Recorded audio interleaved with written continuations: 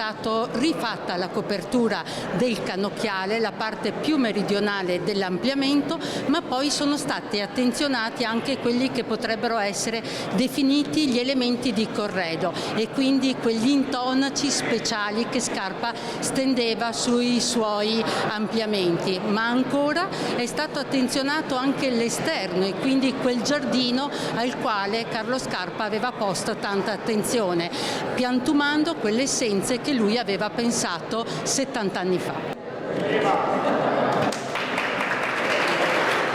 Torna a splendere l'ala Scarpa all'interno della Gipsoteca Canoviana di Possagno dopo un lavoro di restauro portato avanti grazie a un finanziamento ministeriale di 460.000 euro stanziato su richiesta della sovrintendenza.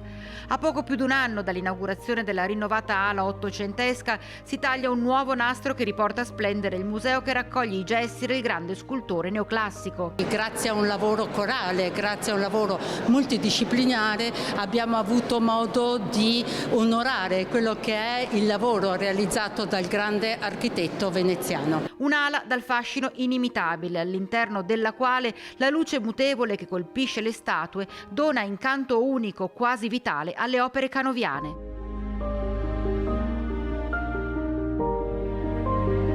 E Possagno sempre più decisa a lavorare per la valorizzazione dell'intero patrimonio che porta la firma di Antonio Canova. Siamo orgogliosi e felici di poter restituire il patrimonio canoviano in piena tutela e restaurato.